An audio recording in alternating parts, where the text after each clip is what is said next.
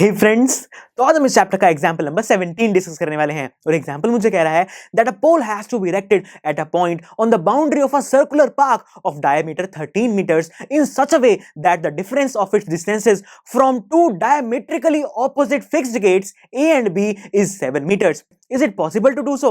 If yes, at what distances from the two gates should the pole be erected?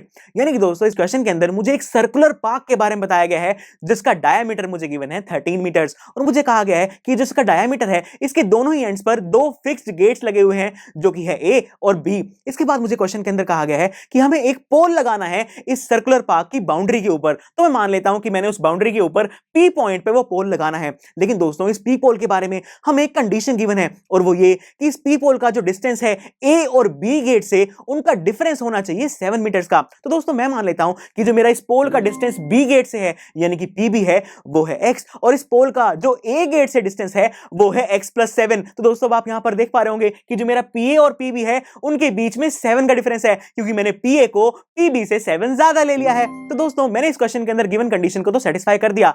तो चलिए दोस्तों हम ये चेक करते हैं कि अब हम यहां पर इस x की वैल्यू को फाइंड आउट कर भी पाएंगे या फिर नहीं। सो फ्रेंड्स मैं यहां देख पा रहा हूं कि मेरे पास एक ट्रायंगल बन रहा है इस फिगर के अंदर, लेकिन दोस्तों ये कोई ऐसा वैसा ट्रायंगल नहीं है, ये एक राइट एंगल ट्रायंगल है। क्या हुआ, राइट एंगल ट्रायंगल नहीं दिखाई दे रहा? हाँ हमें यहां पर कोई एंगल 90 डिग्री का तो नहीं गिवन। मैं बताता हूं दोस्तों यहां पर जो एंगल P है वो 90 डिग्री का होगा और ऐसा इसलिए क्योंकि ये जो एंगल P है ये एक सेमी सर्कल के अंदर बन रहा है और सेमी सर्कल के अंदर जो एंगल बनता है वो 90 डिग्री का होता है। इसलिए मैं कह सकता हूं कि जो मेरा एंगल P है वो 90 डिग्री का है और ये जो मेरा ट्रायंगल PAB बन रहा है ये एक राइट एंगल ट्रायंगल है। और फ्रेंड्स राइट एंगल ट्रायंगल्स के बारे में हम ये बहुत अच्छे जानते हैं कि हम राइट एंगल ट्रायंगल्स के अंदर पाइथागोरस थ्योरम का यूज कर सकते हैं जो कि हम बताती है दैट P² + B² = H², यानी कि परपेंडिकुलर का स्क्वायर प्लस बेस का स्क्वायर = हाइपोटेन्यूज का स्क्वायर। तो आइए दोस्तों यहां पर हम सभी वैल्यूज को सब्स्टिट्यूट करते हैं और देखते हैं कि हम अपने x की वैल्यू फाइंड आउट कर पाएंगे या फिर नहीं। सो फ्रेंड्स सबसे पहले मेरे पास P² यानी कि x का स्क्वायर, उसके बाद है B² यानी कि x + 7 का स्क्वायर = H² यानी कि 13 का स्क्वायर। तो आइए दोस्तों अब मैं यहां पर देख पा रहा हूं कि मेरे पास मेरे x के अंदर एक इक्वेशन तो बन रही है। आइए अब इसे सॉल्व करना स्टार्ट करते हैं। फ्रेंड्स सबसे पहले है मेरे पास x², उसे मैंने ऐसे लिख दिया। उसके बाद है मेरे पास x + 7 का होल स्क्वायर। फ्रेंड्स आपको ये a + b होल स्क्वायर जैसा नहीं लग रहा? राइट फ्रेंड्स, इसका मतलब मैं यहां पर a + b के होल स्क्वायर की आइडेंटिटी यूज कर सकता हूं जो कि होती है a² यानी कि x² + b² यानी कि 7 का स्क्वायर प्लस 2ab यानी कि 2 × x × 7 = 13 का स्क्वायर। तो दोस्तों जैसे मैंने अपनी इक्वेशन को सॉल्व किया तो मेरे पास आ रहा है 2x² + 14x + 49 = 169। तो फ्रेंड्स अब आप यहां पर देख पा रहे होंगे मेरे पास x² की टर्म आ रही है, यानी कि जो मेरी इक्वेशन है वो एक क्वाड्रेटिक इक्वेशन बन चुकी है।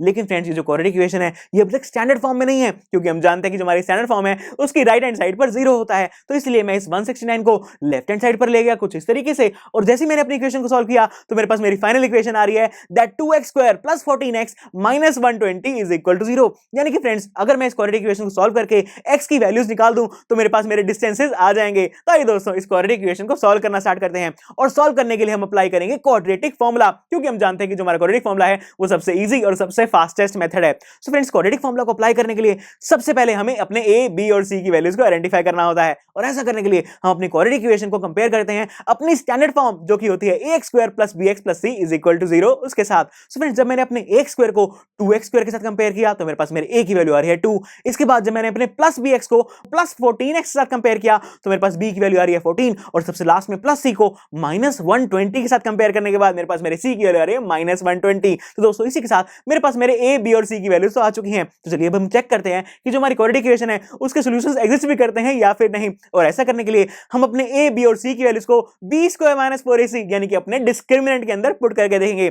सो फ्रेंड्स मेरे पास सबसे पहले है b² यानी कि 14 का स्क्वायर -4 × a यानी कि 2 × c यानी कि -120। सो फ्रेंड्स जब मैंने 14 का स्क्वायर किया तो मेरे पास आया 196। उसके बाद जब मैंने बाकी बची हुई टर्म्स को सॉल्व किया तो मेरे पास आ रहा है प्लस 960 और जब मैंने 196 और 960 को ऐड किया तो मेरे पास आ रहा है 1156। यानी कि दोस्तों मैं कह सकता हूं कि जो मेरा b² - 4ac है उसकी वैल्यू है 1156 व्हिच इज ग्रेटर देन 0। इसका मतलब मैं ये कह सकता हूं कि जो मेरी क्वाड्रेटिक इक्वेशन है उसके सॉल्यूशंस एग्जिस्ट करते हैं। यानी कि दोस्तों मैं इसको सॉल्व करके x की ऐसी वैल्यूज निकाल सकता हूं जिसकी वजह से मैं इस क्वेश्चन के अंदर जो मेरा आंसर था उसे फाइंड आउट कर पाऊंगा। यानी कि दोस्तों इस क्वेश्चन के अंदर गिवन कंडीशन को सेटिस्फाई किया जा सकता है। तो आइए अपने गिवन क्वाड्रेटिक इक्वेशन के सॉल्यूशंस फाइंड आउट करते हैं इसके अंदर क्वाड्रेटिक फार्मूला को अप्लाई करके जो कि हम बताता है that x = -b + -√b² - 4ac / 2a। So friends इस फार्मूला के अंदर सबसे पहले मेरे पास -b यानी कि -14, उसके बाद है प्लस माइनस का साइन, उसके बाद है √b² - 4ac। लेकिन दोस्तों b² स्क्वायर माइनस 4ac की वैल्यू तो हम पहले ही फाइंड आउट कर चुके हैं, जो कि है 1156। तो मैंने यहाँ पर अंडर रूट 1156 डाल दिया, डिवाइडेड बाय 2a यानी कि 2 into 2। सो फ्रेंड्स मैं यहाँ पर देख पा रहा हूँ कि मेरे पास आ रहा है अंडर रूट 1156, और ये जो रूट 1156 है वो होता है 34, तो इसलिए मैंने यहाँ पर 34 लिख दिया। उसके बाद डिवाइड में 2 into 2। दोस्तों 2 into 2 क्या होता है? Right, it is equal to 4। यानी कि मैं यहां देख पा रहा हूं कि जो मेरी x के लिए इक्वेशन आ रही है वो है x is equal to -14 plus -34 divided by 4। यानी कि दोस्तों इस इक्वेशन के अंदर एक बार मैं प्लस साइन को कंसीडर करूंगा और एक बार माइनस साइन को, और ऐसा करते ही मेरे पास मेरे x की 2 वैल्यूज आ जाएंगी। तो दोस्तों जब मैंने प्लस साइन को कंसीडर किया तो मेरे पास इक्वेशन आ रही है that x is equal to -14 plus 34/4, और जब मैंने माइनस साइन को कंसीडर किया तो मेरे पास मेरी इक्वेशन आ रही है that x is equal to -14 -34 divided by 4। So friends अगर बात करूं मेरी फर्स्ट वैल्यू के बारे में तो उसका जो न्यूमरेटर है वो है -14 प्लस 34, और -14 प्लस 34 मुझे क्या देगा? Right, it will give me +20, और जब मैंने 20 को 4 से डिवाइड किया तो मेरे पास मेरे x की फर्स्ट वैल्यू आ रही है that x is equal to 5। तो चलिए दोस्तों इसी तरीके से अब हम सेकंड वैल्यू भी फाइंड आउट कर लेते हैं। फ्रेंड्स सेकंड वैल्यू का जो न्यूमरेटर है वो है मेरे पास -14 -34, एंड -14 -34 विल गिव मी -48, और जब मैंने -48 को 4 से डिवाइड किया तो मेरे पास मेरे x की सेकंड वैल्यू आ रही है that x is equal to -12। यानी कि दोस्तों इस क्वाड्रेटिक इक्वेशन के जो दो रूट्स हैं वो है x is equal to 5 and x is equal to -12। लेकिन दोस्तों इस क्वेश्चन के अंदर ये x था ही क्या? Right, it was equal to PB, यानी कि P से लेके B तक का जो डिस्टेंस है उसे हमने माना था कि वो है x। लेकिन फ्रेंड्स यहां पर ये जो x है इसकी तो 2 वैल्यूज आ रही हैं, तो मैं x की कौन सी वैल्यू कंसीडर करूं? फ्रेंड्स x की जो सेकंड वैल्यू है जरा उसे ध्यान से ऑब्जर्व कीजिए, वो है -12। लेकिन ये जो x है ये तो मुझे एक डिस्टेंस बताता है, क्या डिस्टेंस कभी नेगेटिव हो सकता है?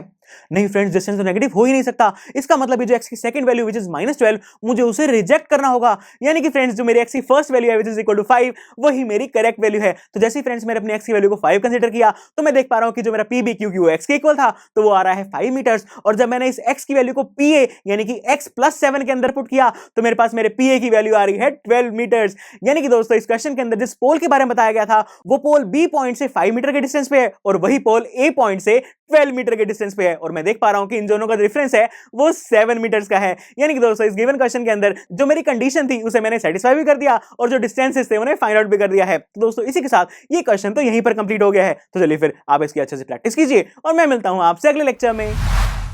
आई एम श्योर स्टूडेंट्स आपको ये लेक्चर काफी पसंद आया होगा, और ऐसे ही मजेदार तरीके से अपने हर एक कॉन्सेप्ट क्लियर करने के लिए डाउनलोड कीजिए PUStack ऐप को, जहां पर आपके पास और भी बहुत सारे ऑप्शंस होंगे, जैसे कि back exercise solutions, tip videos, sample papers and much more. So what are you waiting for? Download the app now.